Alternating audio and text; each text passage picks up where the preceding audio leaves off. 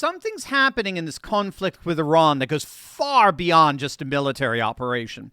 The single most advanced aircraft ever built just decimated sites that Iran spent decades building and billions fortifying. And Iranian forces couldn't even see them. They couldn't track them. They couldn't touch them. And it's just the beginning. What we're witnessing is not just the destruction of Iran's military. We're witnessing the dawn of a new era in global power, what scholars are calling technopolarity, a world where civilizational dominance is determined not by territory, not by population, not by ideology, but by technological supremacy. And I'm about to show you exactly why this changes everything. Hey gang, it's me, Dr. Steve, your Patriot Professor, here to help you understand not just what's happening, but why it matters on a civilizational level with breaking news and analysis that you're not going to hear anywhere else. So make sure to smack that bell and subscribe button. They are without equal, the B-2 bomber, the most technologically advanced aircraft ever built by human hands, a machine so stealthy that it has the radar cross-section of a bird, despite having a 172-foot wingspan, capable of flying 6,000 miles nonstop from the American heartland and delivering 40,000 pounds of precision ordnance on any target on Earth without ever once being detected. And as Ron just learned the hard way, there's no air defense system on the planet, no Russian S-300, no radar network, no underground bunker buried under a mountain that can even remotely stop it, track it, or even see it coming. In fact, it's been said, if you do see a B-2 approaching, it wasn't targeting you. U.S. Central Command has confirmed that a fleet of B-2 Spirit stealth bombers armed with 2,000-pound bombs struck Iran's hardened ballistic missile facilities as part of Operation Epic Fury. 4 B-2A Spirit stealth bombers took off from Whitman Air Force Base in Missouri, flew thousands of miles, supported by at least 15 KC-46 tanker aircraft, conducting multiple mid-air refuelings over the Atlantic, eventually entered Iranian airspace completely undetected.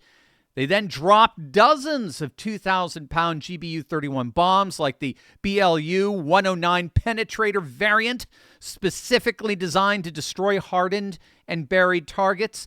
They obliterated underground ballistic missile sites that Iran thought were invincible, and then they flew all the way back home. Iran's entire air defense network, everything they build, every Russian S-300 system, every radar installation, none of it could even begin to see these aircraft, let alone stop them. And note, this is actually the second time B-2s have done this to Iran in less than a year. Back in June of 2025, during Operation Midnight Hammer, 7 B-2 bombers dropped 14 30,000-pound GBU-57 massive ordnance penetrators. That's the biggest bunker buster bomb in existence on Iran's nuclear facilities in Fordow, Natanz, and Isfahan. Those are the bombs that can penetrate up to 200 feet. 200 feet of reinforced concrete underground. And now in Operation Epic Fury, they came back with the 2,000-pounders to finish off the ballistic missile infrastructure. First the nuclear program, then the missile program, systematically, methodically, completely. But this isn't just about bombs and planes. This is about a civilizational shift in the nature of global power. What we're witnessing here is the emergence of what scholars call technopolarity. The idea that in the rising multipolar world, civilizational power is increasingly defined not by landmass, not by the size of your army or how deep you can dig your bunkers, but by your mastery of the technological stratum, the invisible layer of stealth, precision, satellite, cyber, orbital, and AI-enabled systems that sits above the traditional battlefield. And whoever controls that stratum, in many ways, controls the world. And that technopolar power is precisely what we're seeing on display from U.S. and Israeli forces as we speak. I mean, think about what Iran did over the last few decades or 2 decades, right? They built the classic defenses of a land civilization, right? Deep underground bunkers, hardened missile facilities buried under mountains, dispersed production sites, a strategy of strategic depth. The idea that if you bury things deep enough and spread them wide enough, no one can take them all out. So the strategy was radically spatial and territorial. And what just happened? In literally hours, the United States Armed Forces reached across an ocean from the geographic center of the North American continent and rendered all of that strategic depth meaningless in a single night. Because the technopolar power doesn't need to be geographically close. It doesn't need forward bases. It doesn't need boots on the ground. It operates at a completely different altitude of power, an altitude that Iran cannot interact with at all. And it wasn't just the B-2s. I mean, look at the full spectrum of technopolar dominance on display here. And the United States deployed its brand new precision strike missile for the very first time in combat. It launched from the HIMARS systems with nearly double the range of the old ATACMS. These ballistic missiles fly so fast in their terminal phase that they can burrow into hardened targets that cruise missiles can't even scratch. Israeli F-35 stealth fighters, they've been using what the IDF called stand-in munitions for the very first time.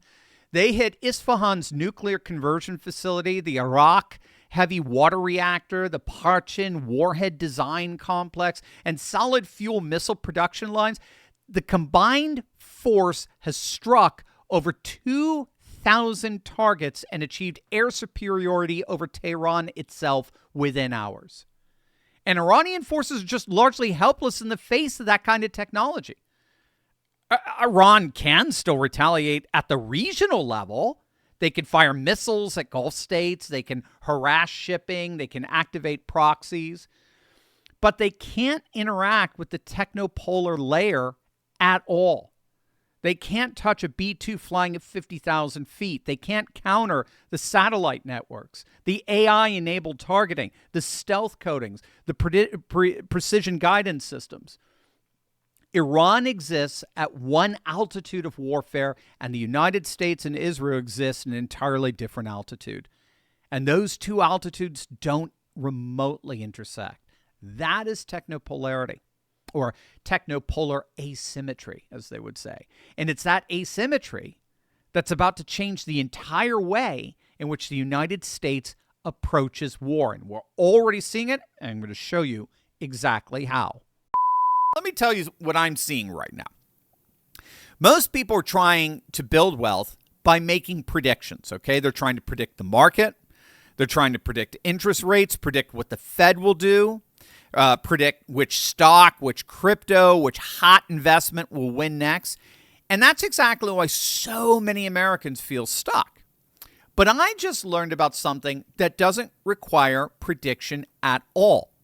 It's a government-run system where double-digit returns are guaranteed by law, backed by real assets and enforced by the state, not historically, not on average, but by statute. And the part that shocked me is how simple it is. You don't need to flip houses.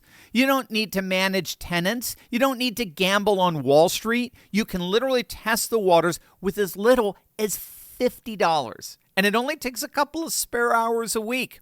That's why my buddy Jay is hosting a free live masterclass this Tuesday at 8 p.m. Eastern. He's going to show you exactly how it works, step by step, and how regular Americans can start safely. But it's live only, no replay, so go to turleyclass.com to register. That's turleyclass.com, or text Turley to to 72,000. Turley to 72,000. Again, Tuesday at 8 p.m. Eastern. If you want a return strategy based on state statutes, not prediction, I'll see you in this amazing masterclass. Mark Thiessen of the Washington Post had an excellent piece out today entitled, "We are witnessing the birth of the Trump doctrine." It's a very bold thesis. He's arguing that President Trump is not starting a forever war in Iran. He's ending one. He's not starting a forever war. He's decisively ending one. Iran has been waging war against the United States for 47 years. It started in 1979, of course, when they seized our embassy and held 50 American hostages for 444 days. It continued with the 1983 Marine barracks bombing in Beirut that killed 258 Americans. The 1996 Khobar Towers bombing that killed 19 more.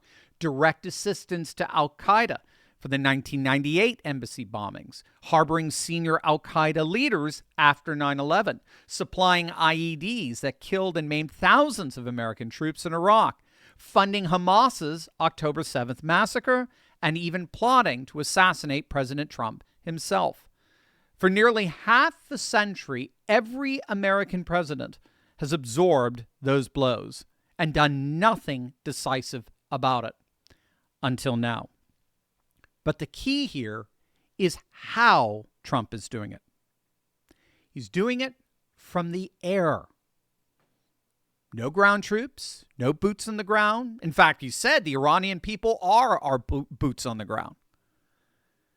Trump is tapping into this technopolar dimension to wage war from a position that no adversary like Iran can even remotely compete with.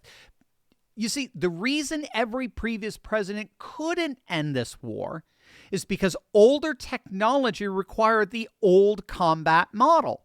Invasion, boots on the ground, occupation, nation building, Iraq and Afghanistan style, right? And the American people rightly said no more. We got no appetite for that. That's what Mark Thiessen fully recognizes, and that's what Trump fully recognizes. But technopolarity has changed the equation forever. B-2 bombers flying from Missouri, Tomahawk missiles from offshore, PRSM ballistic missiles, F-35 stealth fighters, AI-enabled targeting, satellite surveillance. Trump can decapitate a regime, destroy its nuclear program, sink its navy, shatter its military infrastructure, all from the air. No invasion force, no occupation, no forever war. That is the Trump doctrine. And it's only possible because of technopolarity, the ability to project civilizational power from the technological stratum without the territorial entanglement that destroyed us in Iraq and Afghanistan. Roosevelt defeated fascism. Reagan defeated communism. And Trump, armed with the most powerful technopolar arsenal in human history, is defeating the Iranian terror regime that's haunted America for nearly 5 decades. As it turns out, MAGA is not just renewing America. MAGA is writing the final chapter of the longest war we've ever fought.